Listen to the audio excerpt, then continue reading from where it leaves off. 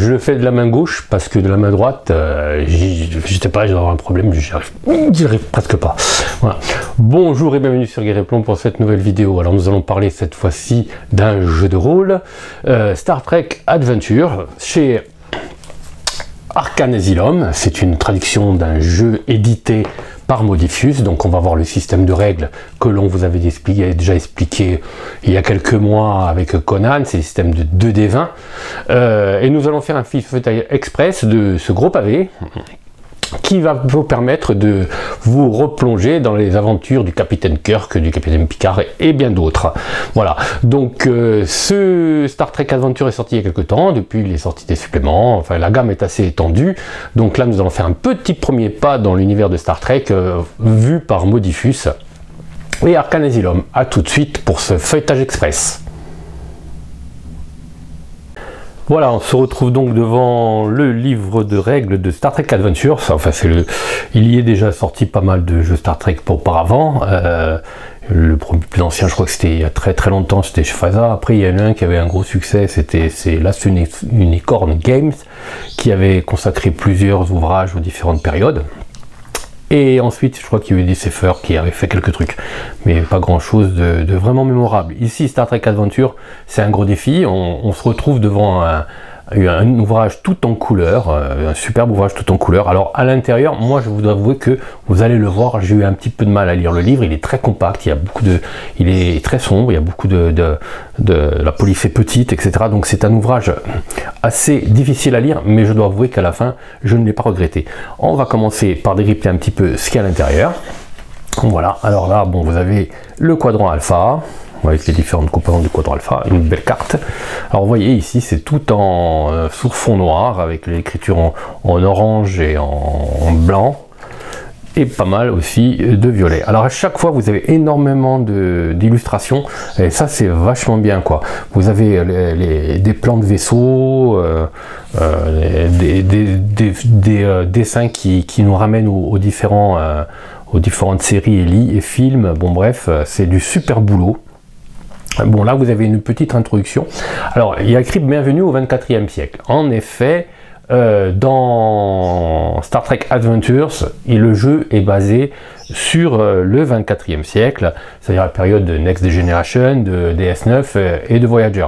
Mais vous allez voir qu'à l'intérieur du livre, il est possible de jouer d'autres périodes, le 23e, voire même le 22e siècle, celui d'Enterprise. Avec Scott Bakula, vous vous rappelez, dans le rôle du capitaine. Donc vous pouvez jouer ces périodes-là, et à chaque fois vous avez des réajustements à l'intérieur du livre qui sont vachement bien faits, mais le fil conducteur, ça reste le 24e siècle de Picard. Voilà.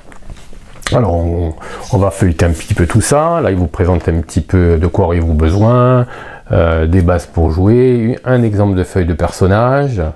Voilà, alors vous pouvez jouer avec des D6, ici vous avez vu que c'est pour les impulsions, vous avez un petit logo, mais bon en fait un D6 convient très bien puisque vous faites un 6 et c'est bon. Vous avez des jetons d'impulsion aussi que vous pouvez conserver pour marquer le nombre d'impulsions qui vous reste au cours d'un combat. De ça on fera un petit tour rapide quand on abordera la mécanique du 2D20. Alors, ce qui est bien, c'est qu'à l'intérieur, vous avez un système de présentation fait à travers de rapports, de communication, voire même d'interception de messages codés par les planètes unies d'autres civilisations comme les Klingons, etc. Et à chaque fois, vous avez des petits encarts comme ça qui vous permettent de vous plonger un petit peu dans l'univers. Alors, si vous ne connaissez pas Star Trek, évidemment, ça va vous sembler un petit peu complexe, opaque. Et évidemment, hein, je pense que pour jouer à ce jeu-là, il faut avoir une petite connaissance, pas forcément monstrueuse si vous êtes joueur de l'univers de Star Trek, mais franchement, si vous ne connaissez pas Star Trek, ça va être très compliqué quand même. Là, vous avez le système stellaire Bajoran, vous avez le Deep Space Nine, le fameux Deep Space Nine, il s'est passé tant de choses, la Fédération des Planètes Unies, ça commence par ça. Alors là, vous avez une vue d'ensemble, les premiers pas de la Fédération, le 23e siècle, l'histoire récente de la Fédération. Alors vous voyez, on parle quand même du 23e siècle, hein. Évidemment, c'est la construction de la Fédération des Planètes Unies, donc on ne pouvait pas passer à côté. Là, c'est présenté comme un briefing, et vous avez la présentation de la galaxie, avec les 4 cadrans détaillés, et les composantes politiques et raciales de ces cadrans, comme l'Union cardassienne. Et là, vous avez un petit plan. Voilà, l'Union cardassienne, vous avez la Confédération Brine, la zone démilitarisée cardassienne, les Miradorn. Alors, vous voyez que c'est des petits explicatifs, mais qui nous permettent quand même de nous refamiliariser ou de nous familiariser avec l'univers de Star Trek et les différentes races que les équipages des vaisseaux de la Fédération ont rencontrés au cours de leur périple. Ça reste assez succinct. Bon, vous voyez, l'Alliance Sémérique, bon, c'est vraiment une mise en place. Hein. Le syndicat d'Orion, les Talariens, les Toliens, la coalition Zen-Keti. On passe au cadran Bêta, le fameux Empire Klingon, qui en fonction des périodes évidemment est ennemi ou allié avec la Fédération, l'Empire Céleste des Romuliens, voilà. les Génémonies Gorn, les Borg, voilà. Le Dominion, l'Empire Terrien, les Q, d'autres menaces étranges et merveilleuses avancées vers l'inconnu. Alors la Fédération, les premiers pas de la Fédération. Alors là, c'est un petit peu pareil, comme je vous ai expliqué, c'est on a comme sur des petits messages, des petits rapports, des petites transmissions interceptées, vous voyez, conférences à l'Académie Starfleet, articles d'actualité archivés, et ça nous fait une chronologie de l'histoire de la Fédération, lancement de l'entreprise NX-01 au 1er avril 2151, vous voyez, on parlait encore la chronologie était encore à l'ancienne, 15 avril 2553. Réunion du comité consultatif sur le statut planétaire, les Américains Klingons, les premières rencontres avec les Klingons, la bataille de Kéron, les rapports interceptés. Vous voyez que il y a on apprend même à se faire le Tialchiar, les Klingons, tout ça. On apprend même à les autres races à travers ces petits encarts. Voilà, 2161. Alors là, vous avez encore plein d'illustrations à l'intérieur. Le NCC 1701. Le capitaine James Kirk, là, et là, vous voyez qu'on passe de suite à la datation galactique, à la date stellaire. On oublie. Le 23e siècle, on y arrive. Alors là, le 23e siècle, c'est celui de la série originale, hein, vous vous rappelez. Les hommes, les diplomates, les gardiens de la paix. Alors là aussi, vous avez à chaque fois, comme c'est le 23e siècle, les rapports diplomatiques ne sont pas les mêmes. Donc vous avez les rapports avec les Romuliens, les rapports avec les Klingons au 23e siècle, les explorateurs, le risque et notre métier, joués au 23e siècle, un petit encart, les insignes des uniformes du 23e siècle. L'histoire récente, là on arrive à l'histoire récente, donc ça nous intéresse plus. Enfin, tout est intéressant, mais ça nous intéresse plus particulièrement. Les dates stellaires, alors vous voyez que c'est dense, hein, il y a beaucoup à lire. On en a pour son argent, c'est le cas de le dire. Mais ça va intercepter. Et là, votre mission actuelle, alors là, on aborde plus votre rôle en tant que joueur dans Star Trek Adventures. Voilà. À travers la mission, et évidemment, l'organisation de Starfleet, ici, hiérarchique, les directives, hein, parce que dans Star Trek, évidemment, vous avez une philosophie de jeu, comme dans les séries, vous êtes obligé d'agir, enfin, vous êtes incité à agir selon des directives qui sont bien connues, de ne pas se mêler en fonction du niveau technologique, voilà, etc., ne pas se mêler, ne pas changer les choses. L'Académie de Starfleet, comment ça commence? L'Académie, voilà, tissu de relations, votre affectation, et votre mission actuelle, les devoirs, alors différents types de missions, voilà, que vous pouvez avoir à bord de votre vaisseau, les équipes d'exploration, les missions diplomatiques, les missions d'aide humanitaire, les missions scientifiques. Tout cela, c'est à travers le scénario et à travers les campagnes qui vont développer évidemment le meneur de jeu. Une superbe illustration, j'aime beaucoup cette image. Voilà. Les opérations militaires, le maintien de la paix, les opérations secrètes, vous voyez que tout est en détail. Les vaisseaux de classe Galaxy. On en vient maintenant aux opérations, les opérations qui sont en fait les règles du jeu. Voilà. Donc on va jeter un petit coup d'œil aux règles du jeu. Alors c'est le système 2D20, comme je l'ai dit précédemment, le système 2D20 mis en place par Modifus. Alors, ce n'est pas très compliqué. Ici, vous avez deux types de dés. Vous avez les dés 20, voilà, puisque le système c'est le 2 dés 20. Et vous avez aussi les dés de défi. Les dés de défi, c'est des dés 6 en fait. Bon, ils sont un petit peu spéciaux si vous achetez les dés de Star Trek Adventures. Mais si vous ne les trouvez pas, vous n'avez pas envie de dépenser dessous, vous utilisez un dés 6 et vous avez ici une table de correspondance. C'est-à-dire que 1, c'est le 1, voilà. Par contre, si vous faites un 3, c'est 0, un 4, c'est 0, faites un 5, c'est 1 plus un effet, et 6, c'est 1 plus un effet. Souvent, les défis sont utilisés pour résoudre des combats. Par exemple, vous tirez avec une arme, en fonction de si vous réussissez votre tâche, vous allez faire des dégâts, et quand vous faites les dégâts, vous lancez des défis. Les dés de défi, si vous faites par exemple un 6, ça va faire les dégâts normaux, hein, puisque c'est le 1 par exemple, en fonction du nombre de défis que vous lancez. Bon, c'est qu'un 6, c'est 1, mais vous obtenez aussi l'effet de l'arme, qui peut être un effet assommant, un effet, voilà, en gros c'est ça. Donc les scènes sont définies par différentes choses. Les scènes en fait c'est la scène d'action, hein. Donc à l'intérieur vous avez les traits et les avantages. Alors les traits et les avantages, les traits, ne vous fiez pas, ce n'est pas du tout les traits d'un personnage. C'est les traits, c'est la situation dans laquelle se trouve le personnage, le lieu, l'état dans lequel il est, etc. qui peuvent influer sur la difficulté ou sur le jet de dés et qui peuvent même filer des avantages, hein. L'avantage est un trait. Les complications, c'est un trait aussi négatif qui peut vous compliquer la vie. Alors, quand vous faites un G2D, ça s'appelle une tâche. Le meneur de jeu et le joueur vont définir pour effectuer cette tâche quel est l'attribut parmi les 6. Alors vous avez un récapitulatif d'attributs ici. Alors vous voyez que c'est très dense. Ah voilà, c'est ici. Donc vous avez audace, contrôle, forme, intuition, présence et raison. Voilà, ça on va le voir plus tard que la création de personnage. Et ici un personnage a aussi 6 disciplines. Voilà. Tous les attributs sont notés entre 7 et 12 et les disciplines entre 1 et 5. Voilà. Mais il y a aussi des spécialisations. Alors les spécialisations, c'est par exemple, vous allez avoir une spécialisation qui correspond à une discipline, forcément. Donc quand vous faites un jet qui est en rapport avec le meneur de jeu et vous allez décider quel attribut, quelle discipline sont engagés, et s'il y a une spécialisation en plus, voilà, vous allez lancer un nombre de D20, normalement c'est 2 D20 en principe, à la base c'est 2 D20, et la somme de l'attribut de la discipline va faire votre seuil de réussite. Il faut faire un score inférieur ou égal, voilà, tout simplement.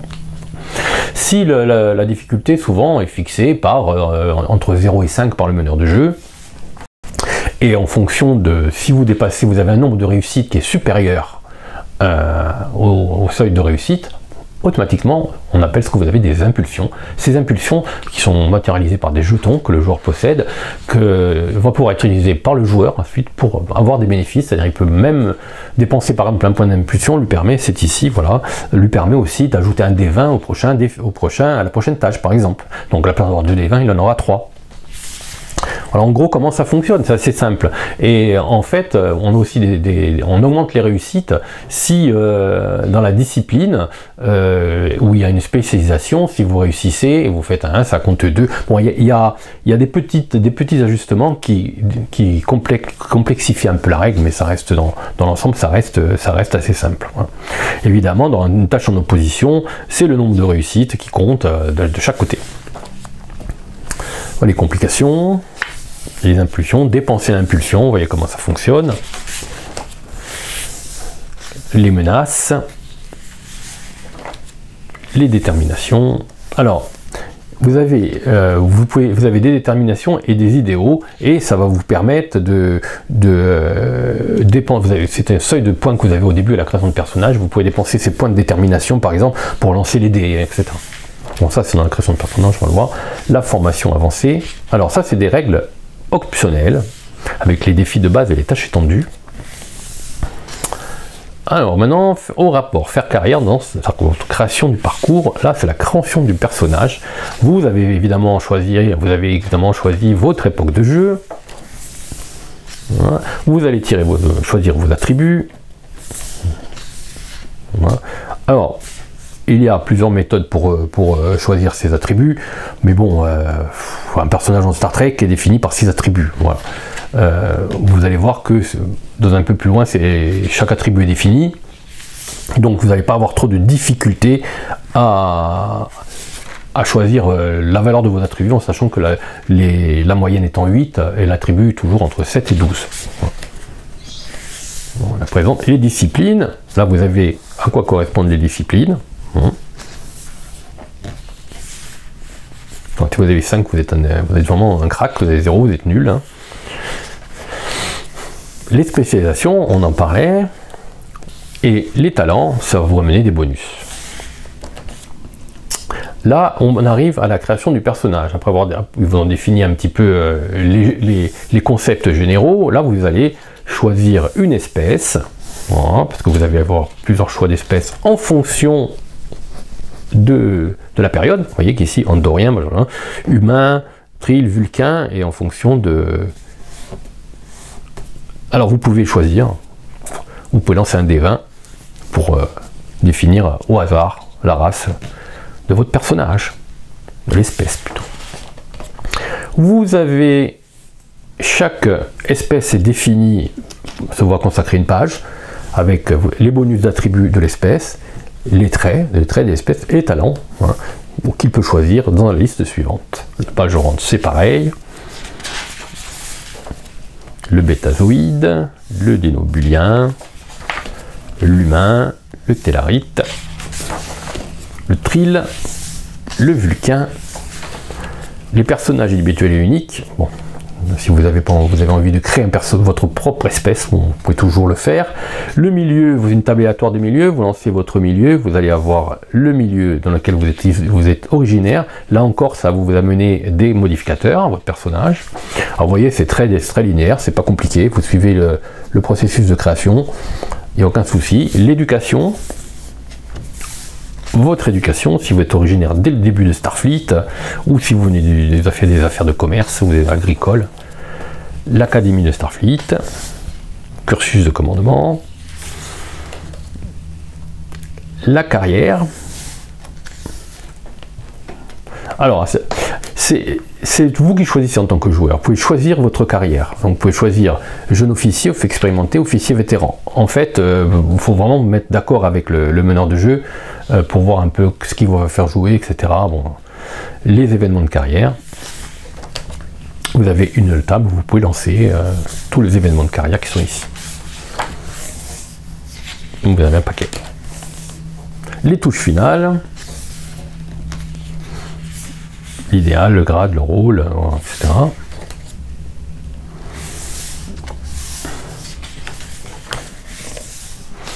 Et l'équipement. Votre feuille de personnage ici, vous voyez que les attributs sont ici. Voilà. Vous avez les spécialisations qui sont ici. Les disciplines sont ici. Les vidéos, vous les récapitulez ici, les points de détermination sont là, les points de stress, c'est en cas de combat, etc. Vous allez gagner du stress ou perdre du stress, l'équipement et l'arme. Vous voyez que c'est très simple. Vous pouvez créer votre personnage et définitivement, ou vous pouvez commencer à jouer avec un personnage rapidement créé et le peaufiner au fil de la partie, il y a la possibilité de faire ça. Ah, et les personnages de soutien. Alors ça c'est une bonne idée, vous avez votre personnage, évidemment il va avoir une tâche, il va avoir une mission, enfin il va avoir un job quoi, au sein du vaisseau, et en fonction des missions que vous allez faire au fil de vos aventures, certaines fois il va rester à bord parce qu'il n'a rien à faire. Là vous allez pouvoir avoir des personnages de soutien, c'est des personnages secondaires que vous allez utiliser à la place de votre personnage et qui vont... et donc vous allez pouvoir jouer aussi, hein. Donc vous allez avoir un personnage et un ou plusieurs personnages de soutien qui vont vous permettre d'être toujours, de participer toujours au scénario sur la table. Ça c'est pas mal. Évidemment c'est des personnages qui sont définis de manière beaucoup plus légère, hein, ils sont beaucoup moins complexes.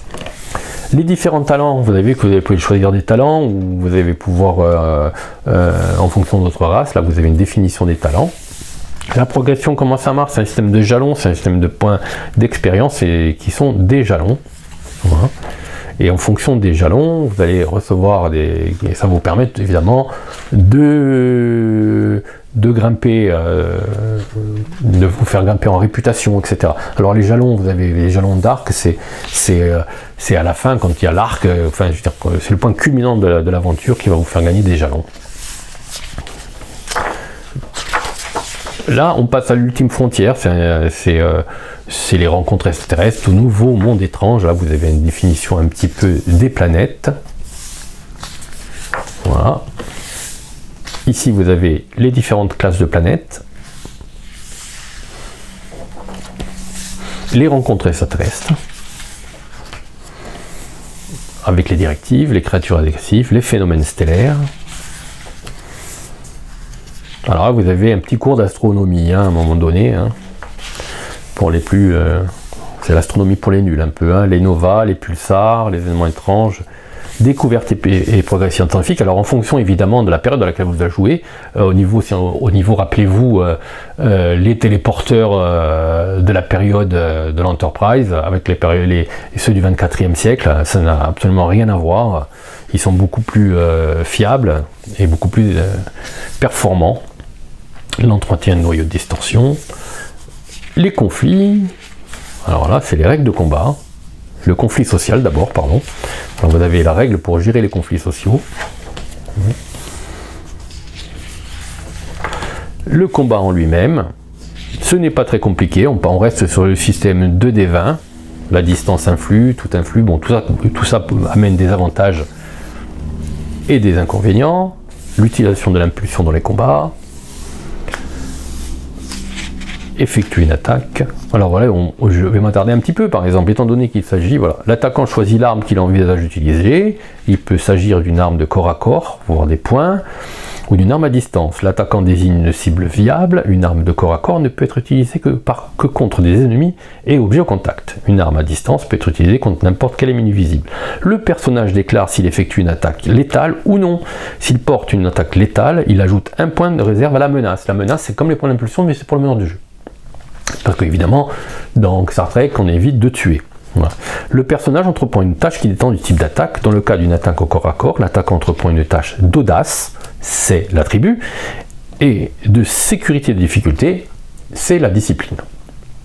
Opposé à l'audace, plus la sécurité de la cible. Voilà. Tout simplement. Les dégâts, les blessures, les récupérations, vous avez là, c'est en fonction de l'arme, plus le nombre de réussites.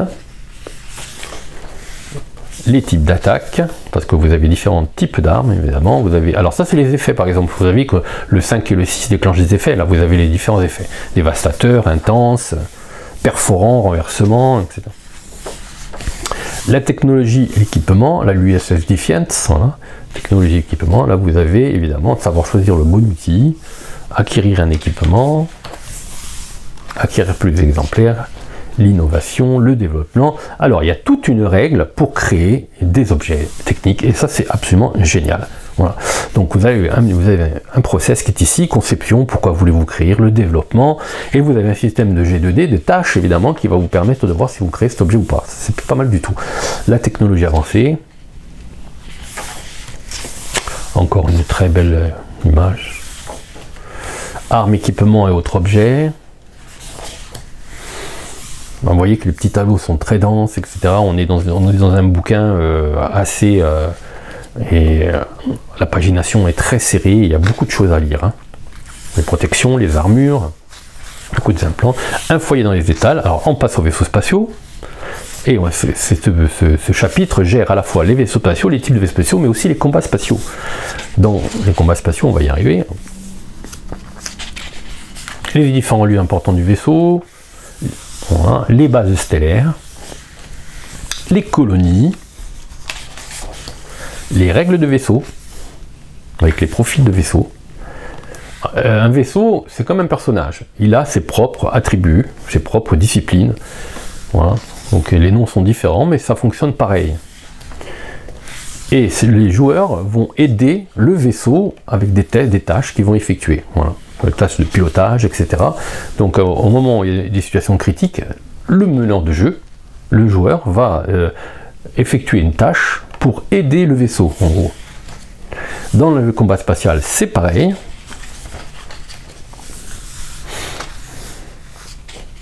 Le vaisseau entre en distorsion. Par exemple, un petit exemple. Quand un vaisseau entre en distorsion, le joueur qui se trouve aux commandes doit dépenser au moins un point d'énergie et entreprendre une tâche de contrôle plus pilotage. Difficulté 0, aidé par le vaisseau avec moteur et pilotage. Voilà. L'énergie ainsi dépensée déterminera la vitesse de déplacement du navire. Voilà.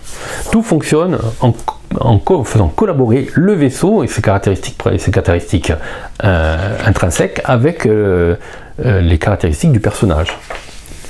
C'est bien léger, franchement c'est vachement bien fait, c'est vachement bien étudié. On sent que les auteurs ont étudié les précédents Star Trek ou sur les combats spatiaux et tout. Il y avait quelques petits problèmes. Normalement chez Unicorn, la règle était pas mal, mais franchement j'aimais pas des masses le système de combats spatiaux. Ici vraiment c'est bien fait.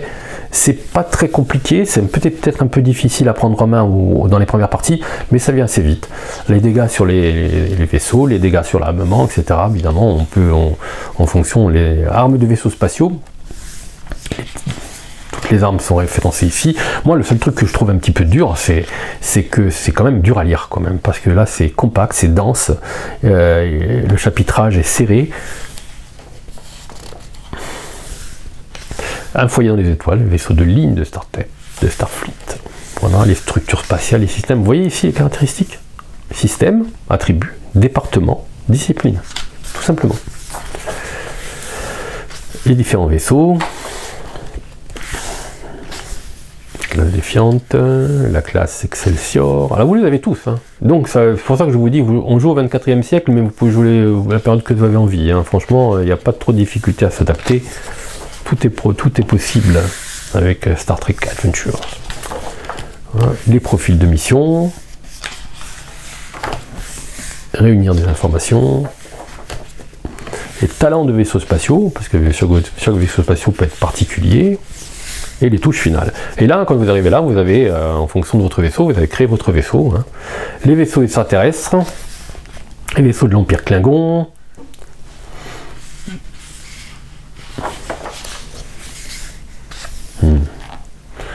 tout ça nous rappelle l'excellent épisode. L'Empire stellaire romulien, l'Union cardassienne, le Dominion, le collectif Borg, un fameux cube Borg, l'Alliance Ferengi, le Maquis. Et là, on passe au maître de jeu, diriger Star Trek, la création de personnages. Tout ça, c'est des aides, les styles de jeu, les événements, comment créer des personnages. Alors comment aider les joueurs dans la création de leurs personnages et gérer les règles du jeu, les tâches. Voilà comment bien peser les difficultés d'une tâche. Évidemment, tout ça c'est des règles de gestion qui font appel aussi à la logique. Les défis, les personnages joueurs. Division des opérations, division scientifique. Évidemment, chaque personnage va avoir une fonction principale. Hein. Et les PNJ. L'aspect des extraterrestres humanoïdes. Bon, le plus important dans un jeu de rôle, c'est donner à vos adversaires, aux meneurs de jeu, des défis à la hauteur de leurs possibilités. L'expérience, gérer l'expérience et l'avancement. Concevoir des rencontres, les rencontres de combat, les batailles spatiales, donner du rythme à vos batailles spatiales, concevoir des missions des PNJ et des lieux. Évidemment, il existe aussi des scénarios, des scénarios qui sont dans le commerce, créer des PNJ principaux, concevoir des planètes. Alors vous voyez que il y a beaucoup de conseils quand même, hein. C'est pas 3 lignes de conseils comme ça lancés au hasard. Il y a vraiment, vous voyez, la création de planètes. Vous pouvez me lancer des D10, vous avez des tables aléatoires de création de planètes, si vous avez manqué d'inspiration. Les extraterrestres et les adversaires, les PNJ, alors les classer en fonction de leur puissance. Vous avez les mineurs, les secondaires, les principaux. Évidemment, construire des PNJ qui ont quand même qui sont pas des coquilles vides avec des idéaux. La fédération, les PNJ de la Fédération des Planètes Unies. Voilà. Parce que d'abord, évidemment, ils vont rencontrer quand même des personnages, donc autant leur donner vie. Hein. Et les extraterrestres adversaires, un guerrier Klingon, un vétéran Klingon. Vous avez sur le puissance, et puis bon, là vous avez le top du top, hein, Mokvar. Chez les Romuliens, c'est pareil. Le collectif Borg, c'est pareil. Alliance Ferengi. Les Cardassiens. Le Dominion. Alors vous voyez que c'est les adversaires du 24e siècle. Hein. Artefacts extraterrestres. Oui, j'aime bien moi tout ce qui est planète opéra dans Star Trek en fait. Donc et fouiller une planète avec des artefacts et tout, ça j'aime bien ça moi. Exterminateur de planète, waouh, bestiaire de la galaxie. Un petit bestiaire, hein. Il en faut. Hein. Même si on peut créer, vu que c'est un jeu de rôle d'exploration, on peut créer ses propres créatures, mais là vous avez déjà un bestiaire qui va vous permettre aussi de pouvoir créer vos propres créatures en vous inspirant des attributs et des disciplines de ces créatures-là, quoi. Et sauvetage sur Xerès 4, c'est le scénario de 10 pages qui va vous permettre de lancer vos joueurs dans la galaxie à bord d'un vaisseau de la Fédération. On passe vite, hein. De toute façon il y a très peu d'images, donc pas de problème. Voilà. Et on reprend avec la fiche de perso et la fiche de vaisseau, l'index, indispensable index.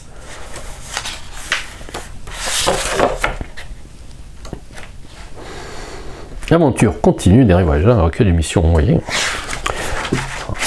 Et le cadran bêta.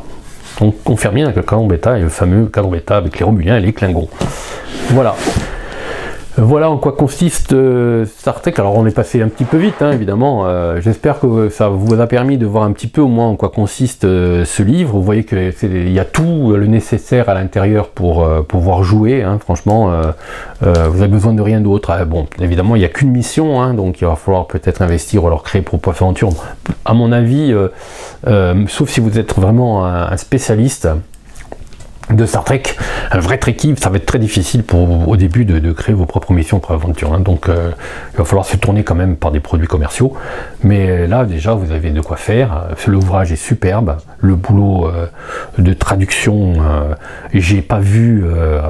J'ai pas vu de coquilles, j'ai pas vu de problèmes de compréhension, de tournure de phrases incompréhensibles. Franchement, c'est du travail de localisation excellent, il n'y a pas de problème. Voilà. Donc Star Trek Adventure, c'est désormais disponible depuis quelques temps déjà. Hein. Je m'y suis mis un petit peu tard, désolé. Avec disponible chez Arcane Asylum. Et bon, c'est au prix de 55 €. Bon, il y a quand même 55 €, je sais plus combien de pages, mais il y a presque 500, non, je crois. Hein. Ouais, non, 400 quand même, 400. 400, mais elles sont épaisses. Ouais. Enfin, ça fait un bon pavé quand même, hein, si vous avez un joueur qui vous embête un petit peu. Ouais, voilà, donc si vous avez apprécié cette vidéo, n'hésitez pas à la signaler par un petit pouce en dessous, à la partager avec vos amis, et si ce n'est pas encore déjà fait, à vous abonner à la chaîne Guerrier Plon TV. Merci, à bientôt.